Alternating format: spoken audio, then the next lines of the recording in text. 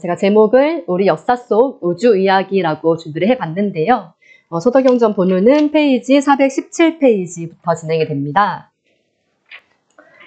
네, 그 전에 간단히 제가 아까 봤던 영상처럼 가볍게 이해할 수 있는 우리들의 우주관, 동양 철학을 간단히 짚어드리려고 하는데요.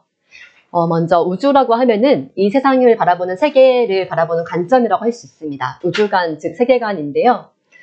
여러분 마블 좋아하시죠? 어벤져스 또는 DC 팬도 있으실 거고요. 네, 이렇게 하나의 영화를 볼 때도 우리가 그 속에는 기획자의 의도가 있고 어떠한 세계관이 들어가 있잖아요. 하물며 우리가 살아가는 이 세상이, 이 우주가 흘러가는 곳에도 법칙과 질서가 있기 마련이겠죠. 예, 그러한 내용들을 예로부터 태고 시절부터 우리들의 선조들, 인류 역사의 시작과 함께 이런 것들에 대해서 궁금해하고 이러한 신비를 풀고자 했던 것인데요. 그래서 지난 시간에 삼신오제 봉기를 봤습니다. 삼신오제 봉기에서는 우리 민족의 우주관, 신관, 또 인성론, 수행론, 역사관 등이 다양하게 정리가 돼 있었고 특히 신관을 중심으로 봤었고요. 오늘 진행을 할 소도경전 본문은 소도에서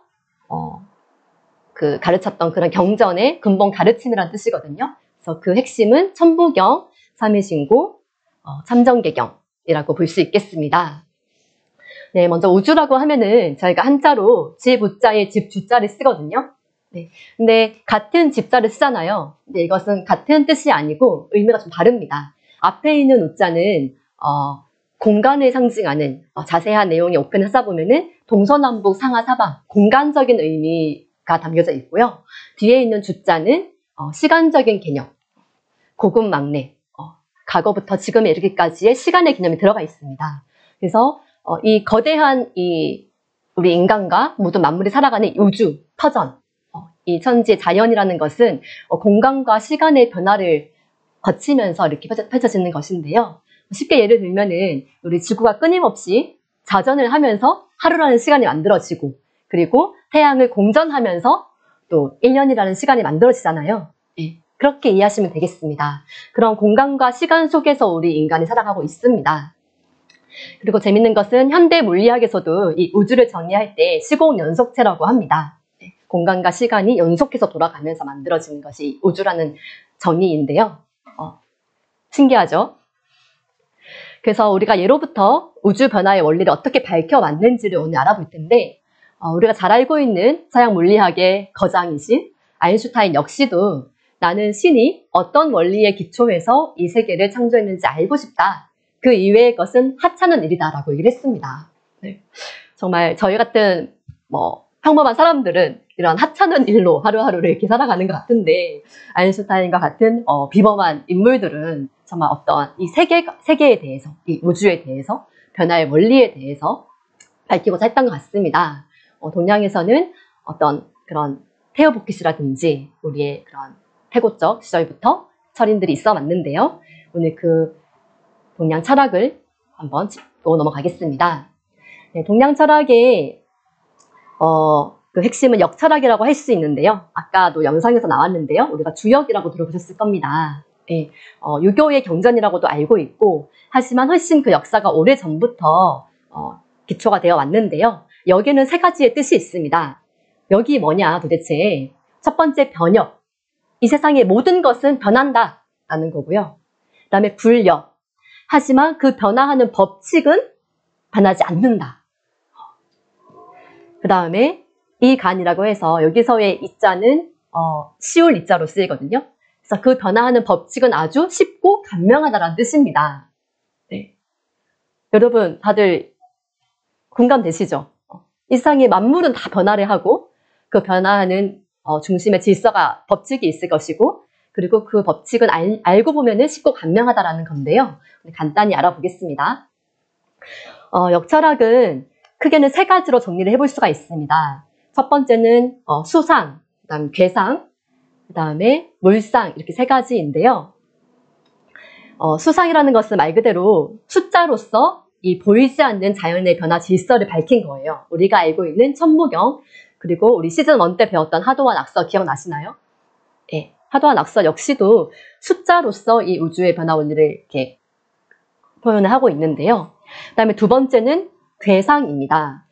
괴, 아까 영상에 나왔죠. 태극, 음량에서부터 하나씩 이 작대기를 그어가면서 음량에 쌓아 올린 모습으로 이 자연의 변화 원리를 밝힌 건데요. 괴를 통해서 밝힌 것. 이렇게 해서 여기서 상이라는 것은 우리가 어떤 봄, 여름, 가을, 겨울이 흘러가고 하지만 그 이면에 보이지 않는 법칙을 밝히는 것이기 때문에 보이지 않는 세계에 그것을 밝히는 과정에서 드러나는 어떤 모습이라고 얘기할 수 있겠습니다. 그것이 수로 드러나는 것, 그 다음에 개로 드러나는 것이 있고요. 그리고 물상이라고 해서 이렇게 만물이 자라나는 과정으로 표현을 해볼 수가 있는데요. 여기 보시면 우리 가불병전 무기경신 인계 들어보셨죠? 자축유묘 진사오미 신유 수레 들어보셨죠? 네. 올해가 무슨 년이죠? 천간지지로 신축년 들어보셨죠? 예, 이렇게 해서 우리가 태어난 띠도 여기에 해당을 하고 연도, 네, 연월 일시도 여기 다 해당이 됩니다. 네, 그래서 이렇게 큰 틀에서는 우리가 음양오행을 바탕으로 또 십천간 11지지로 펼쳐지는 것이 물상인데요. 세 가지 역철학 중에서 오늘은 괴상과 이제 물상을 생략을 하고 어려우니까 수상을 바탕으로 천무경과 하도낙서 간단히 알아보고요. 본론 들어가겠습니다. 먼저 역이라는 글자를 보면 해 일자와 달 월자가 합친 글자입니다. 보이시죠? 그래서 이 우주의 변화 원리를 알고 싶은데 영원히 변하지 않는 그 법칙이 뭐냐? 끊임없이 하루가 시작이 되면 해가 뜨고 밤이 되면 달이 뜨잖아요. 이거 변하지 않는 법칙이죠. 그 자연 속에서 그 원리를 밝히고자 했던 것이기 때문에 우리 선조들은 예로부터 해와 달의 어떤 하늘과 땅, 해와 달, 그리고 별의 운행 과정을 통해 가지고 이 원리를 밝혔습니다. 그래서 이 해와 달이 태음과 태양으로도 표현을 하잖아요. 그래서 음양의 대표입니다. 그래서 주역의 개사전에 보면은 일음, 일양, 지위, 도라고 하는데요. 한 번은 음운동을 하고 한 번은 양운동을 하면서 이 생성, 변화하는 것이 자연의 근본 질서다라고 합니다. 음양은 다들 들어보셨을 거예요. 그죠?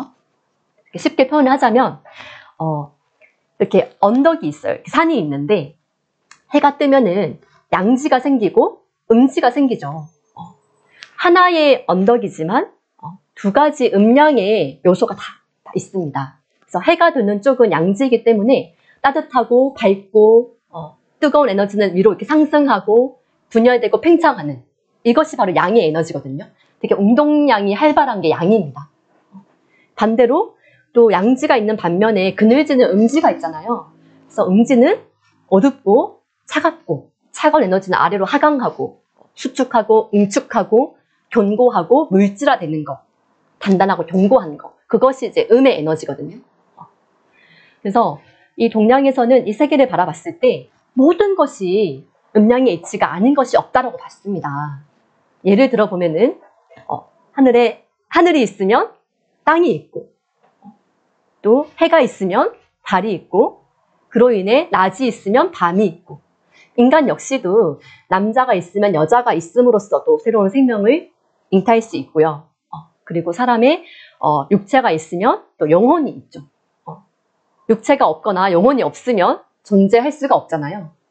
그래서 이 우주도 하늘과 땅이 동시에 있어야만 존재할 수 있는 것이고 하루라는 시간도 낮과 밤이 동시에 있어야만 존재할 수 있는 것이고 사람 역시 남자와 여자라는 정다른 속성의 성질을 가진 존재가 같이 동시에 있음으로써 존재할 수 있는 것이고요. 예. 그리고 사람의 영혼도 또 혼과 넋으로도 표현을 할 수 있습니다. 그리고 우리가 살아가는 이 문명의 종류도 정신문화, 종교문화와 그다음에 물질적인 과학문화가 있고요. 그 다음에 동양과 서양의 문화가 정말로 정반대잖아요. 지난번에 오동석 작가님 서천 특강 때 사전 영상을 봤을 때 제가 너무 재밌었던 게 서양에서 동양에서 표현하는 방식이 너무 다른데 우리는 사람들이 부를 때 이리로 와요 하잖아요. 서양에서는 come on 이렇게 하고 네. 그다음에 뭐 연필을 깎을 때도 우리는 안에서 밖으로 깎는데 서양에서는 밖에서 안으로 깎는다고 합니다. 네. 뭐 칼질을 하는 거, 스프를 먹을 때 방향 다 다르고, 네. 또 뭐가 있을까요? 저는 이 연주라고 소개를 하지만 서양에 가면은 연주리라고 하죠.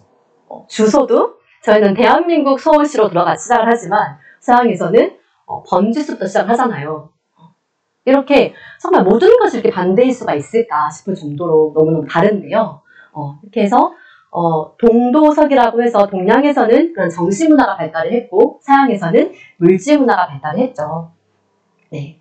그리고 이렇게 문화권뿐만이 아니고 과학에서의 물질 세계에서도 가장 작은 물질의 단위인 원자를 봤을 때도 원자 핵인 플러스와 그 주변을 돌고 도는 전자, 마이너스까지 이렇게 플러스와 마이너스, 음량이 아닌 것이 없다라는 거예요. 그래서 극미의 세계에서부터 극대의 세계까지 정말 음량이 아닌 것이 없구나라는 거죠. 그런데 중요한 것은 이 음량이라는 것이 단순히 이분법적인 것이 아니라 음량의 속성이 있는데요. 바로 음량은 동시에 존재하고 서로 정반대의 대립된 성질을 가지고 있으면서도 서로 상호 보완을 한다는 것이죠. 네. 그래서 이 음량이 이렇게 순환한다는 거예요. 아까 언덕 그림을 봤었는데요. 태양이 또 움직이는 거에 따라서 음량의 위치가 바뀌잖아요. 음지와 양지의 위치가. 이렇게 해서 음량이라는 것은 어떠한 이분법적인 개념이 아니고 이렇게 동시성이 있고 대립성과 삼복성을 가지고 있고 순환의 이치를 가지고 있다는 겁니다. 좀 이해가 되시나요? 네. 이렇게 들어는 보셨겠지만은 이러한 개념을 정확히 파악하는 게 굉장히 중요합니다. 그래서 이 음량을 표현한 것이 우리 태극기의 태극이죠. 음과 양의 그런 상호 보완의 성격이 이런 태극 문양으로 잘 나타나 있고요. 그리고 이게 음량이 다시 구체적으로 운동을 할 때는 오행으로 펴져집니다. 네, 그래서 양도 다시 음량으로 쪼개져서 음양으로. 그게 바로 목과 화 에너지이고요. 그 다음에 음도 다시 음량 운동을 해서 금과 수로 이렇게 펴져지게 됩니다. 목화 금수. 오행이라고 했는데 하나가 빠졌죠. 뭘까요? 네, 토가 빠졌습니다. 네. 토는 목화 금수 이 네 가지의 음량 운동이 잘 중재될 수 있도록, 잘 돌아갈 수 있도록 중간에 위치해서 중재자의 역할을 해주는 건데요.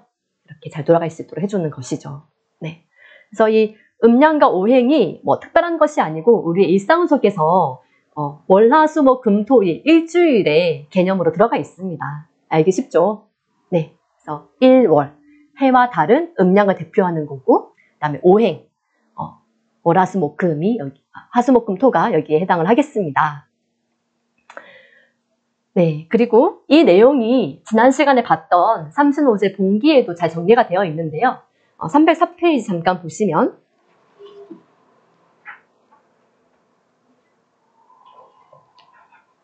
네, 304페이지에 오령의 방위에 대해서 나와 있는데요.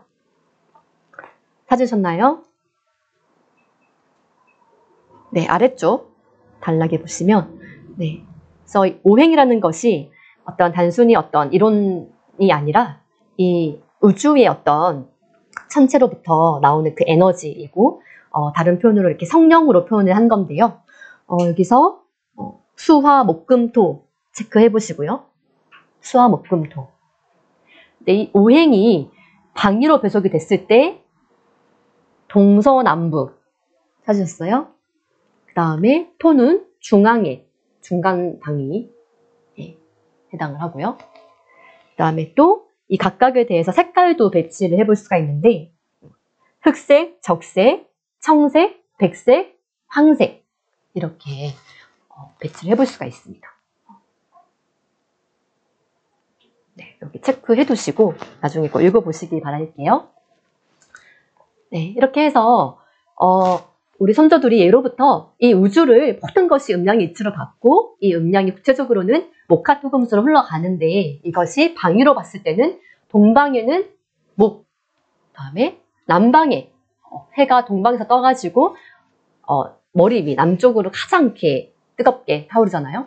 그래서 남방에는 화, 그리고 해가 지는 건 서방이죠. 서쪽은 금이고 수는 북방에 이렇게 배치가 됩니다. 동서남북 이렇게 주관을 하는 거죠. 네, 그리고 아까 봤던 색깔도 청색, 계절로도 배치를 해봤을 때 동방의 목기운은 봄, 그 다음에 여름은 화, 그 다음에 가을은 금, 그 다음에 겨울은 수 이렇게 배치를 해볼 수가 있습니다. 요거는 하나 옆에 그려두셔도 좋을 것 같거든요. 그래서 우주를 인식을 할 때 이렇게 음양의 순환 위치, 음양 오행으로 흘러가는데 동서남북, 방위와 그다음에 봄, 여름, 가을, 겨울 시간적 개념, 공간과 시간이 이렇게 딱 하나의 도표로 배치를 해볼 수가 있는 것입니다.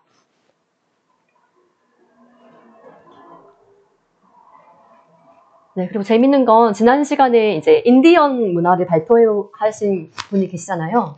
제가 실제로 미국의 워싱턴 DC에 인디언 박물관, 스미소니언 박물관이 굉장히 많이 있는데 그 중에서 인디언 박물을 갔는데 그런 어떤 문화 풍습이 너무나 비슷하고 우리나라 민속촌에 온 것 같은 느낌을 받았다라고 말씀드렸었는데 그 중에 정말 인상 깊었던 게 이 도표와 똑같이 인디언들의 우주 인식에 우주관 도표가 이렇게 있는 걸 봤어요. 그래서 제가 직접 찍은 사진인데 좀 화질이 흐리지만 이게 똑같이 이렇게 봄, 여름, 가을, 겨울 그 다음에 동서남북 이렇게 표현이 되어 있더라고요. 최성환님 가보셨나요? 스미소니언 인디언 박물관? 반갑습니다.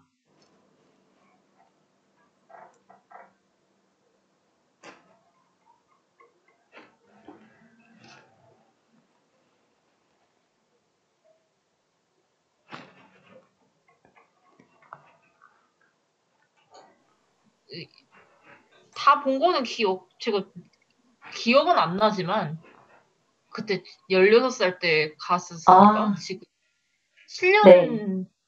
거의 7년 채로 그러시군요. 기억이 안 나가지고. 네네. 하지만, 그래서, 사진 보면 날 것 같아요. 네네. 그래서, 저도 느끼는 바가 뭐냐면, 이렇게 우리가 공부했던 원형 문화, 문화 코드를 알고 가면은 더 보이는 게 많다라는 거죠.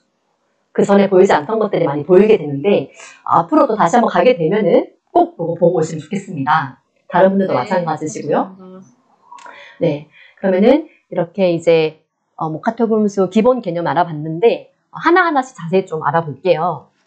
목이라는 것은 단순히 나무를 상징하는 것이 아니고, 나무가 대표적인 어떤 물질적인 것인데, 그 이면에 에너지를 형상화를 한 거거든요. 그래서 보시면, 봄에 새싹이 돋는 이 이미지 있죠.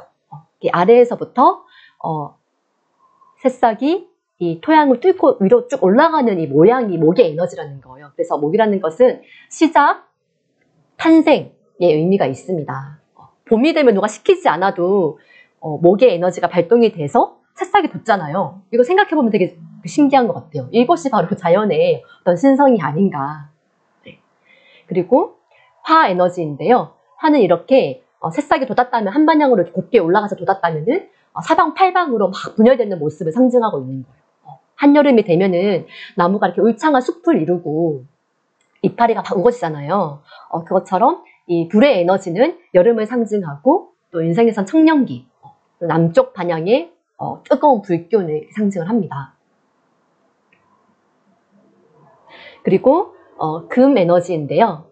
이거 끊임없이 위로만 막 자라는 에너지는 없잖아요. 사람도 언젠가는 키가 멈추잖아요. 저도 더 크고 싶었으나 17세 때 키가 멈추더라고요. 안타깝게도. 네.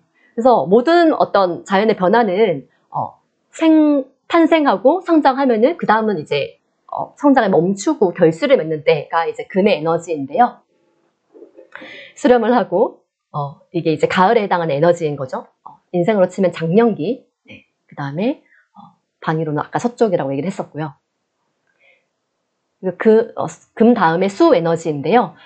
수라는 것은 만물의 근원이잖아요. 동서양을 막론하고 물을 만물의 근원이라고 얘기를 하는데 서양에서는 탈레스가 만물의 근원의 물이라고 얘기를 했고 동양에서도 이 물을 만물의 근원이라고 얘기를 했습니다. 그래서 동서를 막론하고 어떤 종교 문화권에서도 이 물을 굉장히 또 소중하게 숭상하는 문화가 있는데요.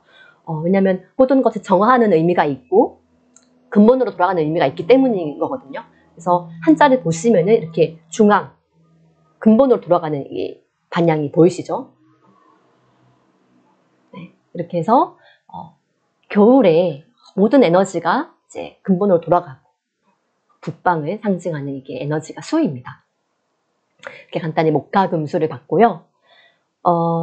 이렇게 모든 자연의 에너지가 목화토금수 이렇게 흘러가는데 여기 아까 얘기했던 상수 철학, 수를 배치를 해볼 수가 있거든요. 그래서 천부경 얘기도 나왔지만 모든 만물의 근원이 물이었잖아요. 그래서 물에서부터 모든 게 시작이 됩니다. 그 숫자로는 뭘까요? 1부터 10까지의 수 중에서 시작을 상징하는 네, 조청부님 1 맞추셨습니다. 짜짜짜짜짜짜. 네.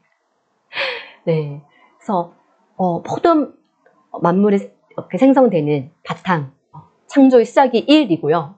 그 다음에 다시금 분열되는 것이 숫자로는 2에 해당합니다.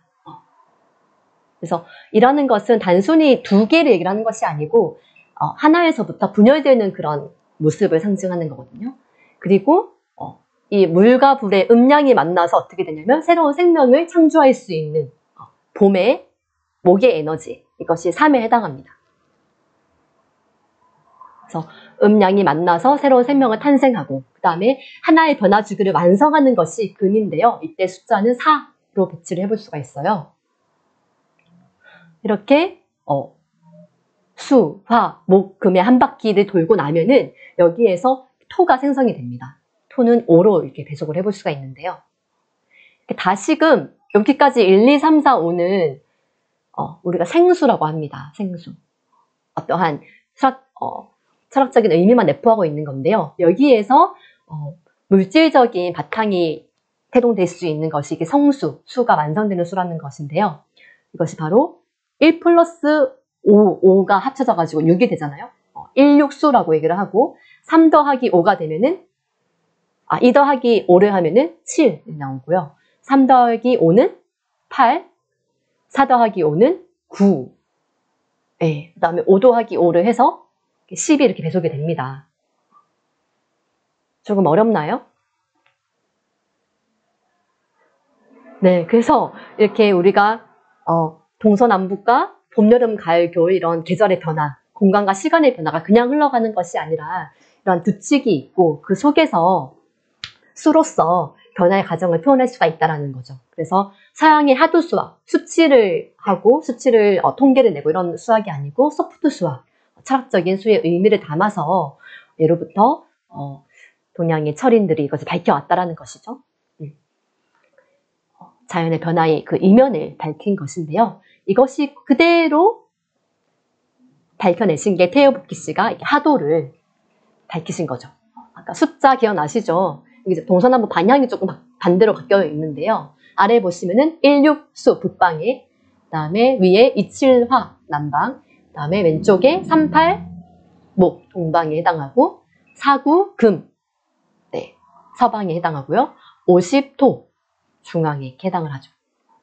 이렇게 우주의 창조의 설계도라고 할 수 있는 하도가 이렇게 나온 것입니다. 네, 다음은 낙서인데요. 하도는 우주의 어떤 원본, 완성된 어떤 창조의 설계도라고 한다면은 이 낙서는 우주가 되게 다이나믹하게 흘러가는 변화의 모습을 나타내고 있는데요. 아까는 이제 숫자 2개씩 짝이 되어가지고 동서남북 사방위로 고르게 이렇게 분포되어 있었는데 여기 보시면은 동서남북 사방위에는 1, 3, 5, 7, 9 홀수죠. 양수. 짝이 안 맞는 양수가 자리를 하고 있고 그 다음에 2, 4, 6, 8, 10은 모서리에 이렇게 가 있죠. 여기에 숨어있는 이치는 뭐냐면 지금의 역사 과정에서 어떻게 흘러왔냐면 역사의 그 중심 자리에 양수라는 건 남성을 또 상징을 하거든요. 남성 중심의 또 어떤 역사가 흘러왔음을 알 수가 있고 2, 4, 6, 8, 10 음수 여성의 그런 문화는 모퉁이에 자리 잡고 있는 모습을 볼 수가 있습니다.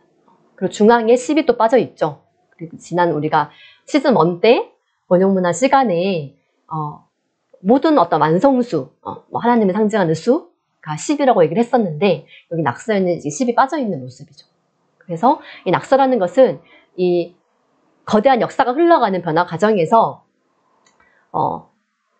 창조와 발전을 해나가는 데 있어가지고 어떠한 불균형과 모순과 어떤 그런 변화의 양상을 보여주고 있는 거고요. 하도는 그 변화가 완성이 되었을 때 완전히 뭐라고 해야 될까, 안정된, 균형 잡힌 세상을 얘기를 하는 겁니다. 네. 그래서 재밌는 거는 이 낙서의 총 수의 합이 45이고요. 하도는 55입니다. 낙서와 하도의 수를 합하면 몇이 나온다? 100이 나옵니다. 예. 변화의 어떤 이론수라고 하는데요. 그래서 과거에 우리가 퀴즈도 많이 나왔었는데 시즌 1 때 다들 잘 맞추시더라고요. 그래서 이렇게 해서 이 우주의 변화가 역사의 변화의 과정이 봄, 여름의 변화는 45수로, 가을, 겨울의 변화는 55수로 총 이렇게 100의 수로 이렇게 흘러간다는 것이죠. 네. 되게 신비로운 이야기입니다, 사실은. 네. 그래서 이 하도와 낙서를 합쳐서 도서관, 하도와 낙서, 이 변화의 원리, 비밀이 숨겨져 있는 이 하도와 낙서를 보관하는 곳을 도서관이라고 예로부터 불렀던 것이고요. 이것이 한국에서 천부경, 배달의 하도, 장수의 낙서로부터 시작이 되어서 이렇게 지금까지 오고 있고, 그 다음에 아까 괴상으라고 얘기를 했었는데요. 복희팔계, 문왕팔계, 그리고 정력팔계 이렇게까지 이렇게 궤도도 완성이 되게 됐습니다. 그래서 우리 같은 이제 평범한 사람들은 볼 수 없는 그런 이면의 세계를 정말 철학자들, 그때는 어떤 철인 시대였었기 때문에 이렇게 이면의 질서를 깨닫고서 모든 사람들이 알 수 있도록 이렇게 전수가 되었던 것 같습니다. 이렇게 음양 오행의 변화와 하도 낙서의 질서를 봤는데요. 오행의 질서는 단순히 추상적인 개념뿐만이 아니고 또 우리 인간의 소우주라고 하잖아요. 이 우주의 모습을 닮아 있는 소우주다. 그래서 인간이 장부에서도 오잔육부라고 하잖아요. 예. 그래서 오잔육부 속에도 우리가 목화토금수가 그대로 들어가 있습니다. 그래서 목에 해당하는 게 간, 그 다음에 불에 해당하는 게 심장, 그 다음에 금에 해당하는 게 폐, 그 다음에 수에 해당하는 게 신장, 콩팥, 물을 주관하잖아요. 그리고 토에 해당하는 게 위.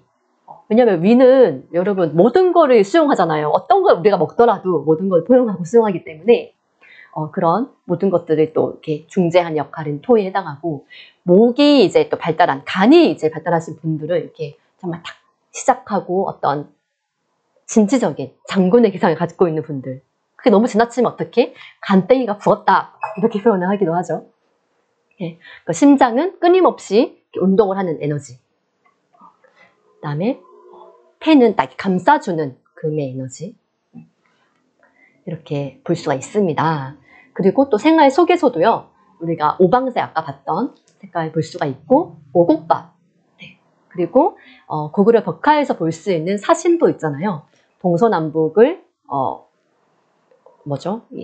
지켜주는 신령한 동물이다 해서 자청룡, 오백호, 남주작, 북현무 이렇게 있습니다. 그리고 윷놀이도 우리가 얘기를 많이 들었었는데, 윷놀이에 어떤 오행의 법칙이 있을까요, 여러분? 네, 육가락을 보면은 조청무님이 도개걸륜못 오행이고요. 음양은 육가락이 이게 둥근 부분과 평평한 부분, 음양으로 되어 있고, 그것이 다시 음양의 운동을 해서 4개로 나오잖아요. 예, 그렇게 볼 수가 있겠습니다. 재밌죠. 그래서 우리 선조들의 일어난 우주에 대한 인식이 의식주 생활 문화에 그대로 적용이 되었었고, 이 우주의 모든 거에 이렇게 배속이 되었다라고 볼 수 있습니다. 그래서 서양의 어떤 과학은, 서양의 철학은, 물질 문명은 물질로서 이렇게 쪼개고 들어가가지고 분석을 하고 관찰했다면은, 우리 동양에서는 정말 연역적으로 다 그 근본의 이치를 꿰뚫어서 전체를 파악했던 인식론을 알 수가 있겠습니다.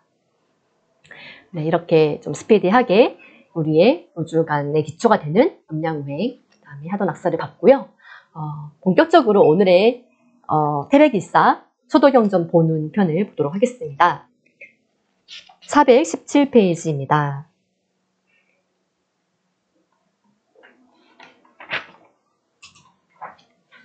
네, 여러분 태백일사가 총 8개의 챕터로 되어 있는데요. 삼신오제본기, 한국본기, 신시본기, 사만간경 본기, 그다음에 소도경전 본운, 고구려국 본기, 대중국 본기, 고려국 본기까지 있습니다. 네, 그래서 한당국이 책에 한국보다 조선의 역사뿐만이 아니고 그 후에 고구려와 대중국 발해 그리고 고려의 역사까지 다 들어가 있습니다. 굉장히 재미있는 얘기들이 많이 있으니까 저희가 독서 모임은 오늘 마지막이지만 뒤에 있는 부분도 꼭 읽어보시길 추천을 드리고요. 소도경전 본운은 말 그대로 우리가 소도라고 하면은 선생님께 천제를 올렸던 거룩한 장소였는데 신성한 장소였는데 여기에서 가르쳤던 근본 가르침이란 뜻입니다. 아까 우리 강동호님 발표 주셨던 장동주님이셨죠? 장동주님 발표 주셨던 그 윤리교과서다라는 그 표현 좀 이렇게 와닿았는데 그 내용들 함께 알아보도록 하겠습니다. 오늘 내용은 천무경 3일신고 삼정개경을 알아보겠습니다. 네. 먼저 페이지 418페이지 보시면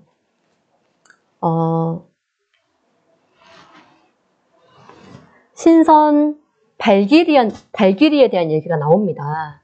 우리 태고 시절에는 정말로 그런 자연의 이치에 통하고 어떤 신성한 문화가 살아있던 시대였기 때문에 어떤 철학자들도 있었고 그 다음에 어떤 신선 문화라고 얘기를 하는데요.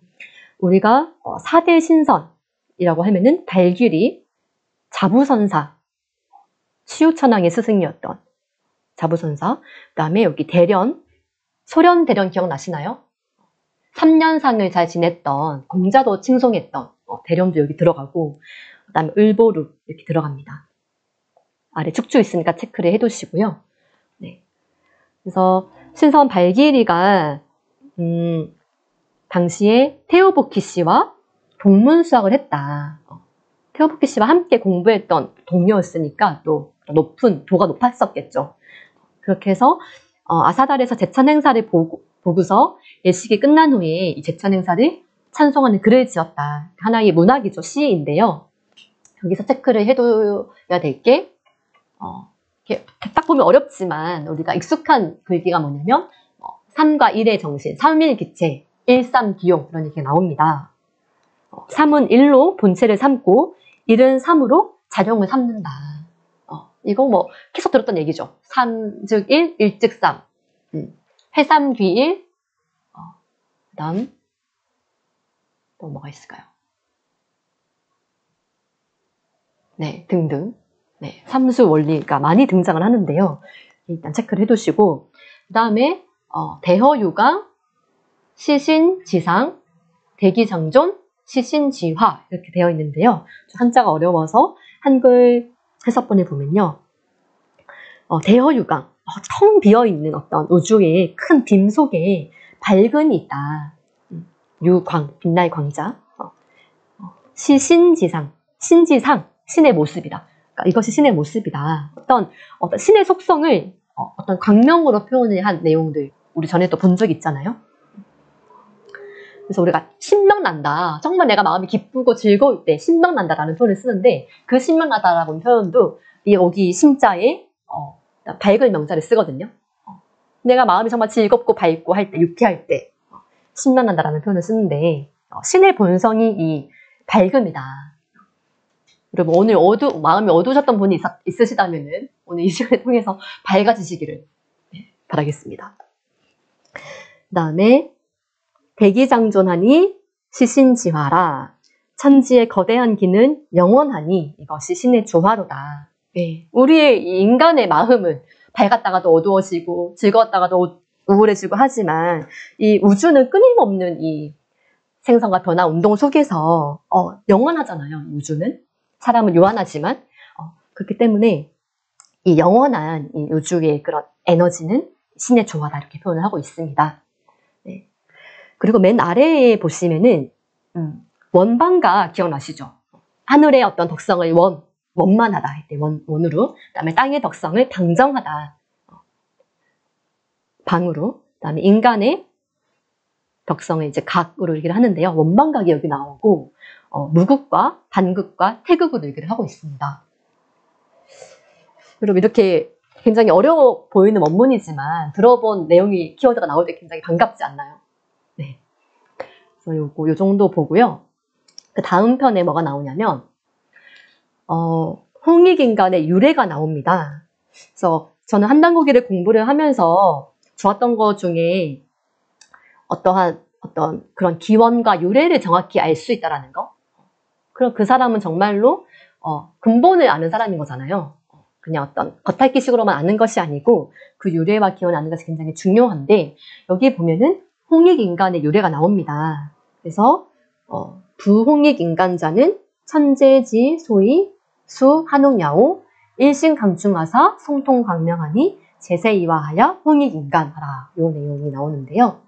홍익인간은 환인천재께서 환웅에게 내려주신 가르침이다. 그래서 우리가 배달국의 건국기념이잖아요.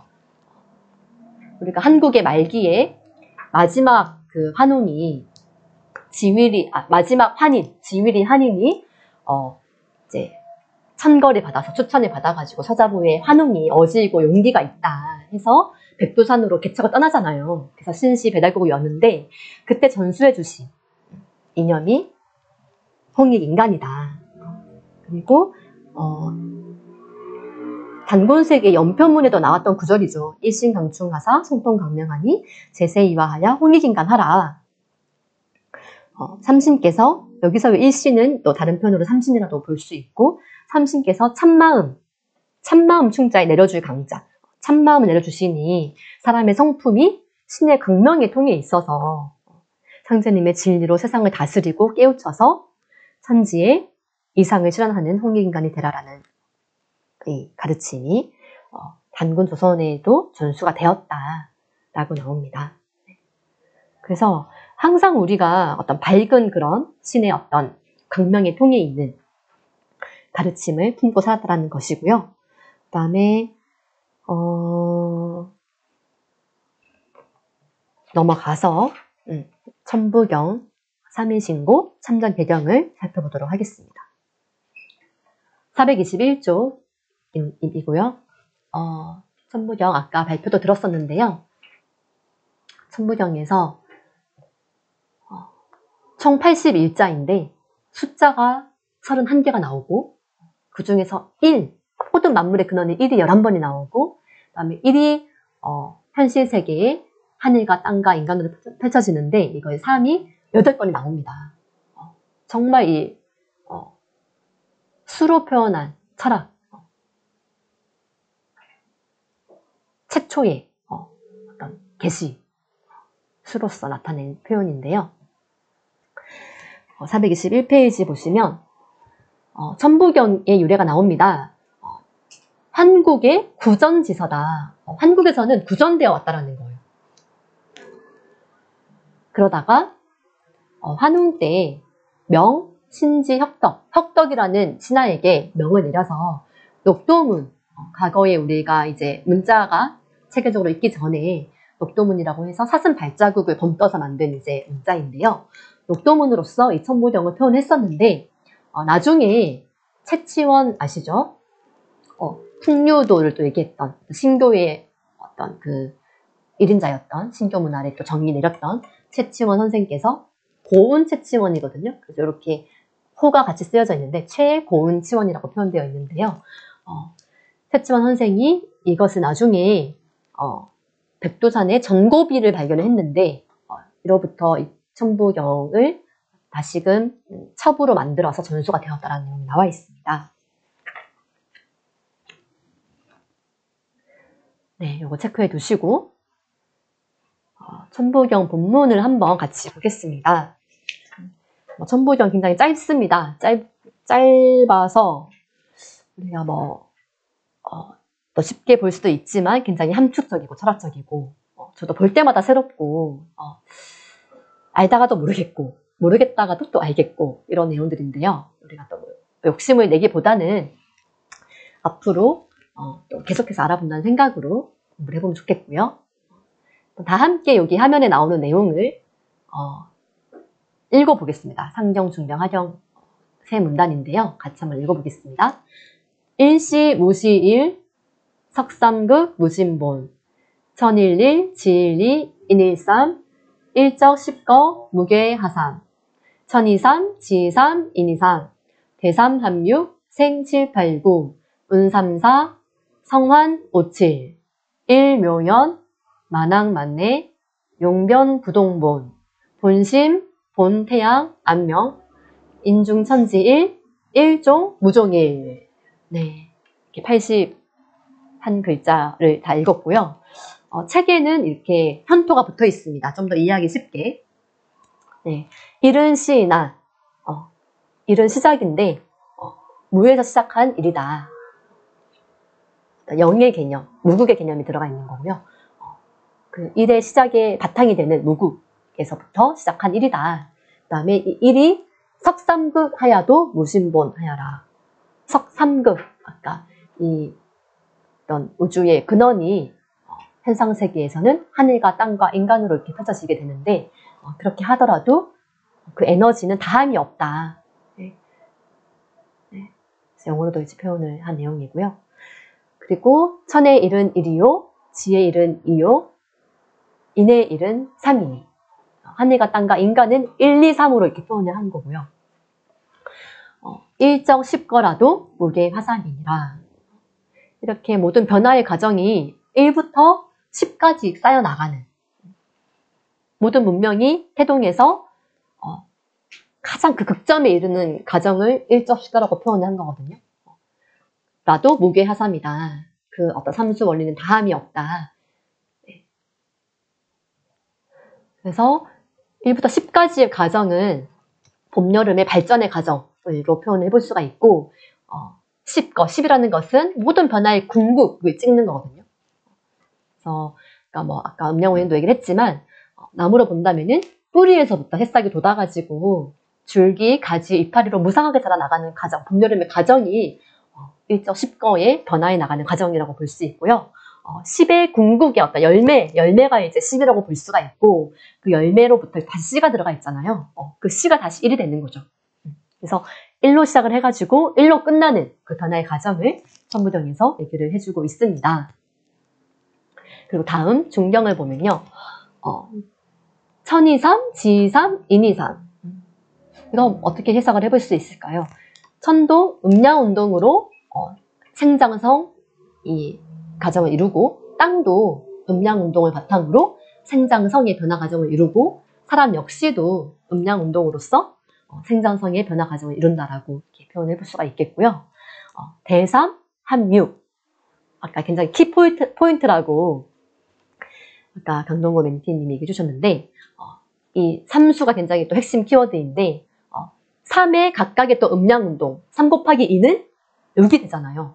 이 육수가 또 중요한 키워드이고, 이 6으로부터 생 7, 8, 9, 7, 8, 9의 변화 과정이 다시 나오고, 그리고 운 3, 4, 3이라는 것은 아까 생장성도 얘기했고, 그리고 뭐 봄, 여름, 가을, 완성이잖아요, 가을이. 하지만 또 근본으로 돌아가는 또 겨울까지 포함하면은 변화의 한 패턴이 완전히 이루는 것을 또 4로 볼 수가 있잖아요. 3과 4로서 변화의 질서가 흘러가는데, 그리고 나아가서 성환, 환이라는 것은 고리, 둥글 한자거든요. 고리, 하나의 어떤 순환의 고리를 이룬다라는 건데, 5와 7의 숫자가 나옵니다. 아까 또 1, 2, 3, 4, 5, 토에 해당하는 5를 봤잖아요. 그래서 5를 거치면서 또 한번 순환할 수 있는 이 고리가 생기게 됩니다. 성환, 5, 7. 이 내용은 좀 어렵지만 이 정도로 언급을 드리고요. 자, 그래서 일묘연, 만왕만내.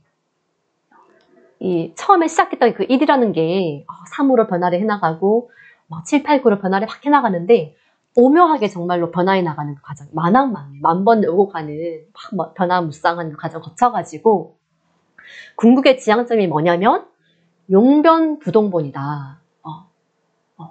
변화의 작용이 부동에 변하지 않는 근본색으로 나아가는 거. 아까 얘기했던 봄, 여름을 거쳐가지고 가을의 완성. 숫자로 보면은 10이라고 했잖아요. 10의 세상으로 나아가는 그 변화의 과정 얘기를 하는 거고요.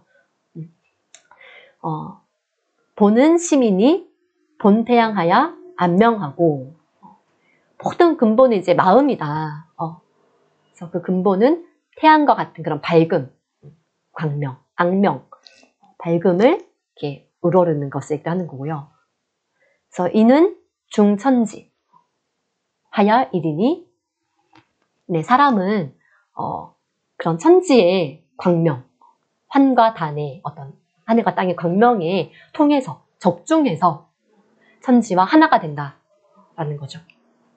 그래서 우리가 뭐 사람으로 살아가면서 누구나 또 자유의지가 있고 자유롭게 살아가는데, 하지만 인간의 그런 본래 그런 가치, 인간의 소중한 어떤 순간 존재의 목적을 잃지 않고 하늘과 땅과 하나 되는 그런 신성을 회복을 하고 광명이 통해 있는 그런 인간의 존재를 우리가 다른 표현으로는 홍익인간으로 볼 수도 있고, 또는 태일로도 볼 수가 있겠습니다. 네, 클태자에 하나 이자를 써가지고요. 그래서 이 자연의 변화 과정이 1부터 10까지 이렇게 흘러가는데, 그 중심에는 또 우리 인간이 살아가는데, 인간의 그런 본성인 광명을 회복할 것을 얘기를 하고 있는 것이고, 일은 다시금 종으로 돌아간다. 일은 종이나 무종일이니라. 네. 일로 시작해서 이제 일로 끝나는 천부경의 핵심 키워드. 일로 이렇게 끝이 났습니다. 네. 여러분, 지난 시즌 1 때 이어서 두 번째 이렇게 보는 건데, 그때보다 조금 더 이해가 되시나요? 어떠신가요?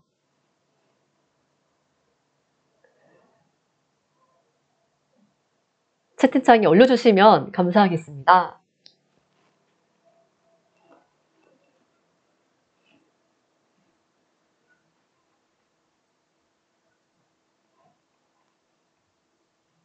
네.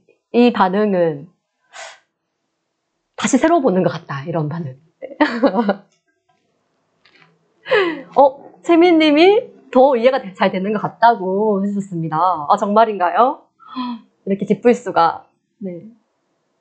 감사합니다. 네. 뭐, 개인차가 좀 있을 수 있지만, 현서님이 봐도 새로 보는 느낌. 들켰습니다. 아, 다들 또 같은 마음이실 겁니다. 네. 그러면 이어서 저희가 이번에는 3일 신고 넘어가도록 하겠습니다. 네. 3일 신고도 숫자 3과 1이거든요. 네, 3과 1의 관계를 또 정의 내리고 있고, 인간론, 뭐 수행론, 뭐 이런 신관 이런 것들이 총망라되어 있는 구절인데요. 3일 신고에 대한 내용 424쪽 보겠습니다.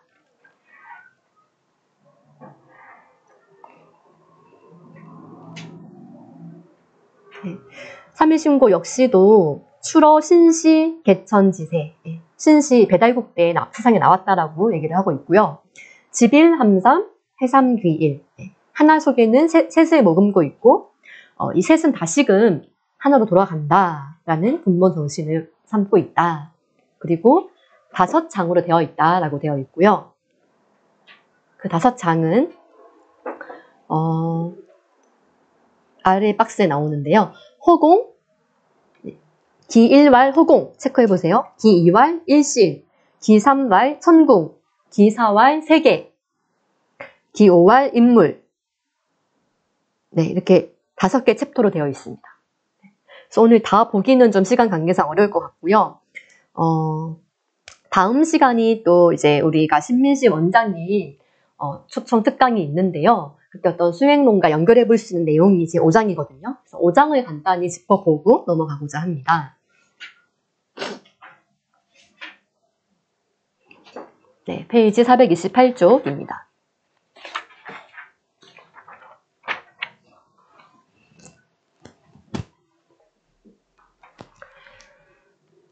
요 내용을 보기 전에 도표를 하나 먼저 볼 텐데, 여러분 요거 기억나시는지 모르겠어요. 우리가 이 삼신의 그 덕성을 조화와 교화와 치화로 이렇게 얘기를 했잖아요. 만물을 낳고 가르치고 다스리는 어떤 덕성, 신성을 갖고 있는데 그런 하늘의 어떤 신성이 인간에게도 그대로 이렇게 태어나면서 부여받아서 사람의 어떤 조화하시는 본성을 이루고 성을 이루고 그다음에 교화하시는 사람의 생명, 목숨을 이룬다. 그 다음에 치화하시는 사람의 정기. 그래서 성명정이 뭐냐면 우리가 태어나면서 그 순수한 어떤 자연의 그대로의 그런 어떤 마음, 생명력, 몸의 정기라고 볼 수가 있는 거거든요.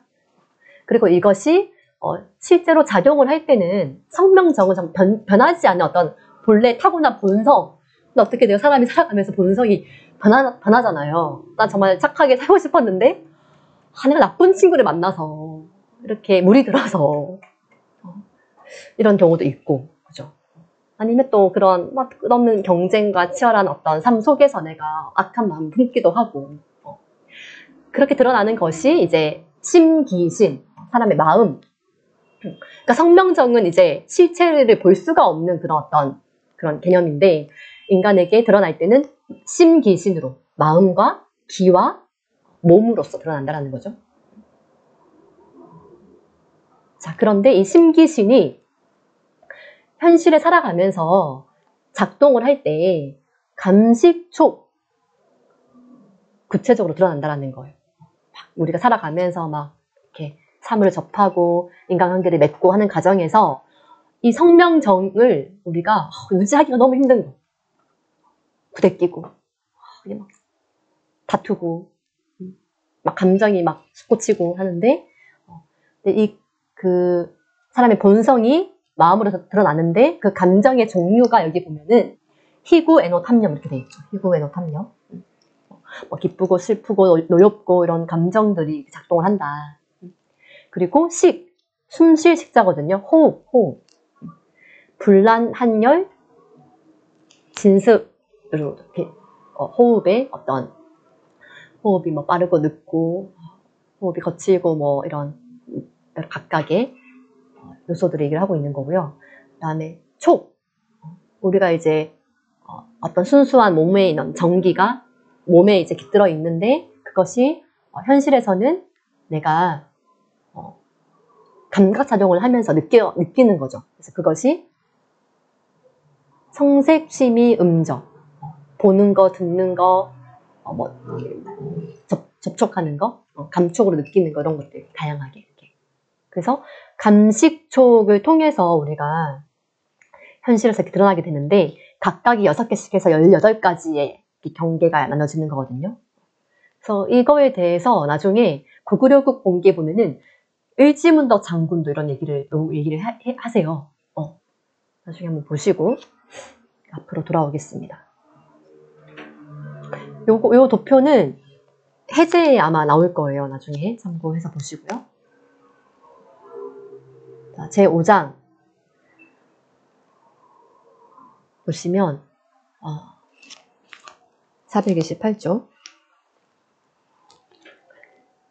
인물, 사람과 그 다음에 만물이라는 뜻이거든요. 사람과 만물이 동수 삼진, 똑같이 삼진을 받았다. 삼진은 성명정, 참된 것이죠.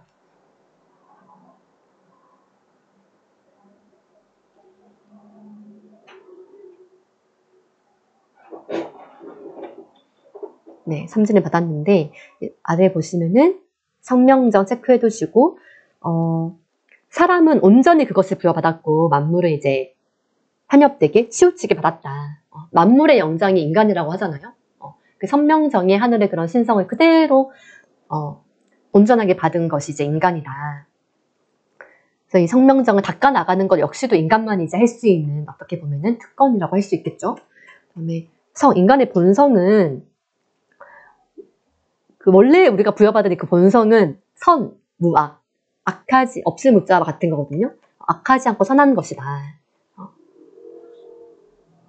상철이라고 되어 있는데 여기서 상철은 어떤 높은 경지에 오른 어떤 철인, 수행자들을 얘기하는 거예요.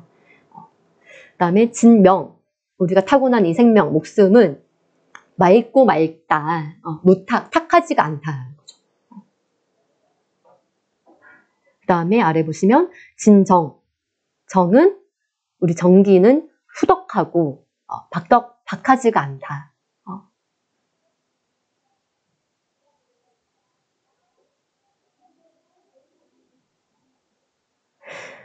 그래서 이 성명정을 어떤 그런 과거부터 수행했던 수행자들, 구도자들 이런 사람들을 잘 닦아와서 그런 본성을 지켜왔던 것이고, 어떤 세속의 경계에 살아가는 평범한 이런 사람들은 이거를 이제 앞에 보시면 악하고 탁하고 박하고 이런 것들이 이제 이런 속에서 살아가고 있는 것이죠. 그래서 아래 단락 보시면은 심기신도 나옵니다. 심기신은 인간의 마음은 아까 이제 성명정은 악함이 없이 선하기만 하고 맑기만 하고 탁하지 않고 이런 얘기를 했는데 심기신에 와서는 심은 성에 의존을 하지만 유선악하니 손복 악하고 그러니까 선하기도 하고 악하기도 하다. 기 역시도 맑기도 하고 탁하기도 하다. 그 다음에 신 역시 후덕하기도 하고 박하기도 하다. 그래서 정기가 이제 얇을 박자인데 얇게 되면 이게 천박하다는 표현을 쓴 거거든요. 사람이 몸이 일단 이렇게 건강하고 튼튼하고 정기가 이렇게 충만하면은 귀한 느낌이 들잖아요. 에너지가 막 없고 딸리고 힘들고 이렇게 정기가 딸리면은 이렇게 힘들어 보이는 거죠. 네. 그래서 성명자가 심기신의 이 차이를 얘기를 하고 있고 또 이어서 감식촉이 나옵니다. 아까 얘기했던 감에는 희구애노 탐념, 그 다음에 감에는 희구애노 탐념, 시계는 불란한열 짐승, 촉에는 성색침이 음저가 있다.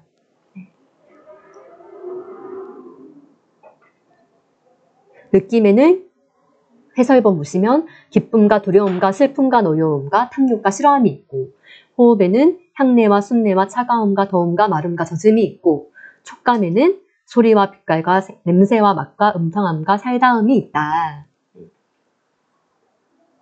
네, 그 다음 구절이 되게 중요한데요. 보시면 해설본을 보겠습니다. 맨 아래 5번째 줄,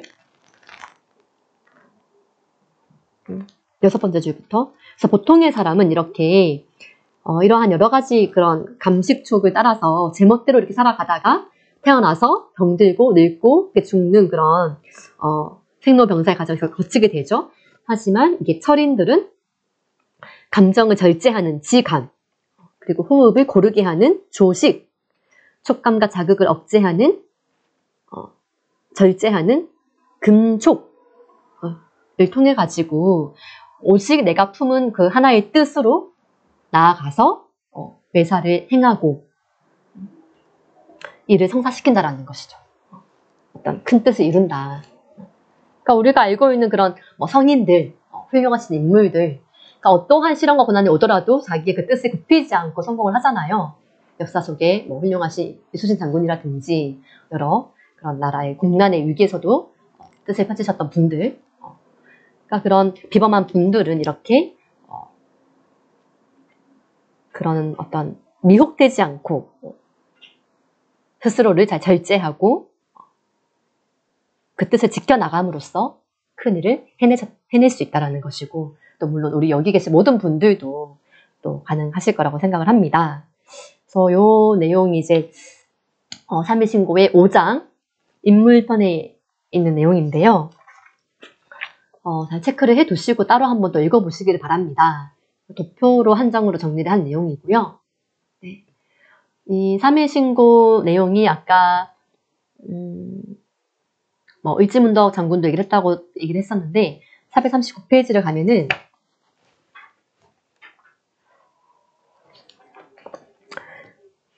이런 얘기가 나와요.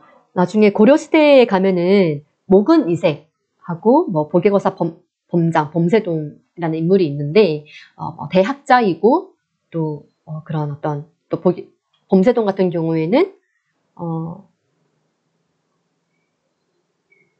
그 북부여기를 쓰신 분이죠. 맞죠? 네, 그래서 이 천부경에 대한 주의를 남겼다고 하는데 여기 이제 뭐라 하냐면은 오늘날에 찾아볼 수가 없다. 지금의 시대 풍조가 한자의 글이라도 정주화, 그러니까 어떤 유교사회 이 책을 쓰신 당시에는 조선시대였었기 때문에 그에 부합하지 않으면 무사람의 비판이 하늘처럼 쏟아지고 유가의 예봉이 금시로 날아올 듯하니 천부경과 삼일신고의 가르침을 전하고자 한들 어찌 쉽게 논할 수 있으리요. 이러한 안타까운 말씀을 이제 전하십니다. 네. 다행히도 우리가 이렇게 알 수 있어가지고 다행인 것 같고요. 네. 시간이 많이 지나서 참전개경을 또 빠르게 보고 마무리를 하겠습니다. 참전개경은 페이지 448쪽.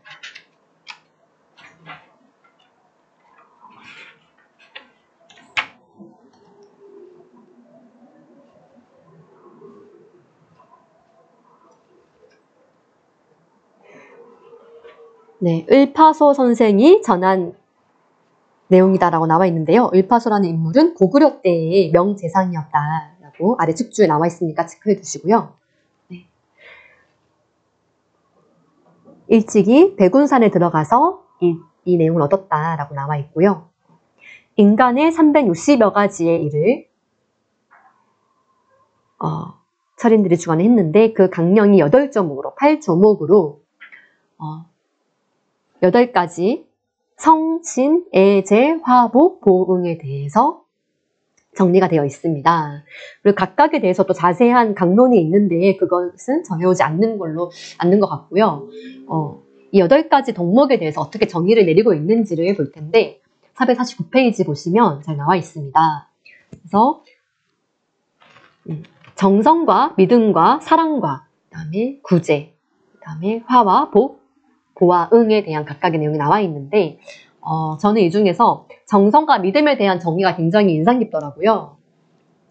그래서 성이라는 것은 충심지 소발이요 혈성지 소수다. 정성이란 참마음 속에서 일어나는 것이고 혈성으로 지키는 바이다. 정성이라는 건 이런 것이구나. 저 사람 참 정성된 사람, 정성이 있는 사람이다. 어떤 진실한 사람이다.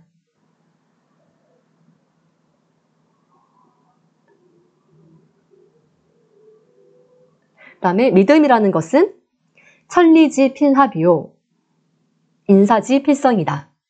믿음이라는 것은 하늘의 이치와 반드시 부합하고 인간살이 반드시 성사시키는 것이다.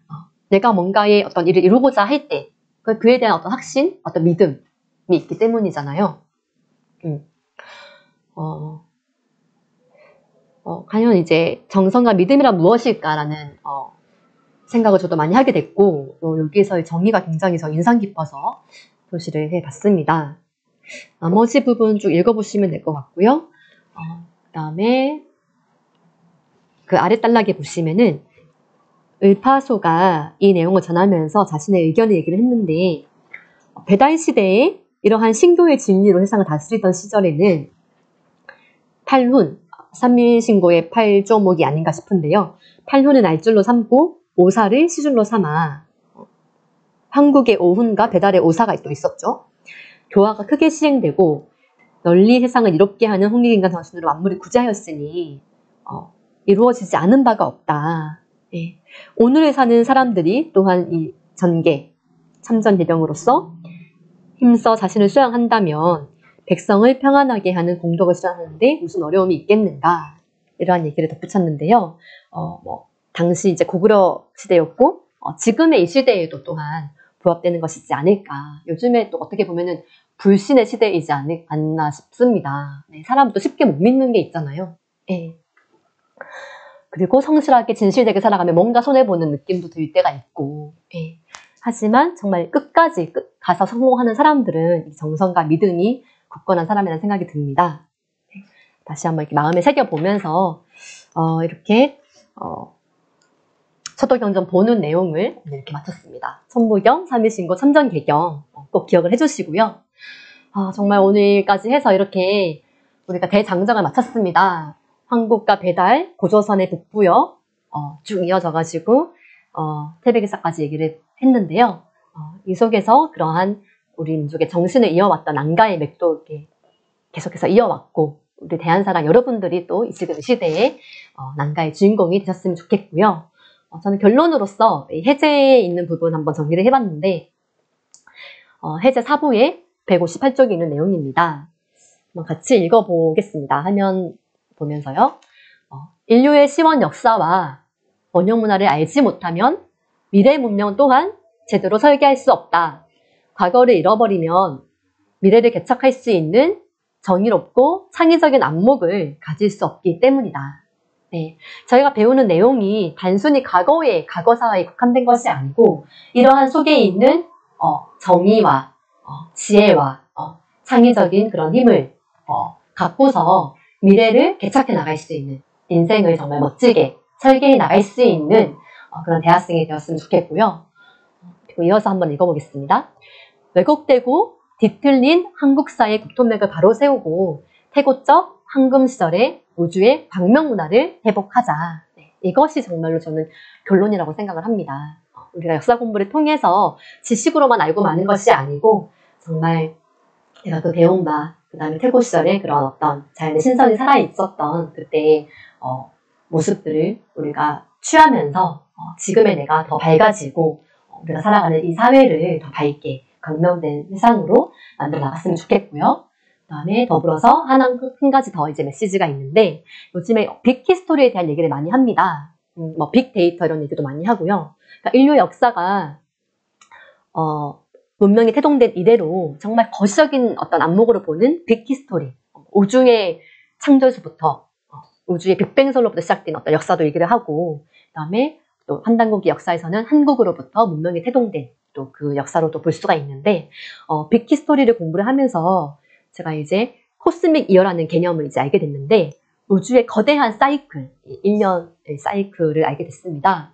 그래서 우리가 아까 봤던 시간의 모든 이제 사이클이 이렇게 음양과 오행으로 흘러가는데 더 큰 이제 사이클로 이렇게 순환해서 흘러가잖아요.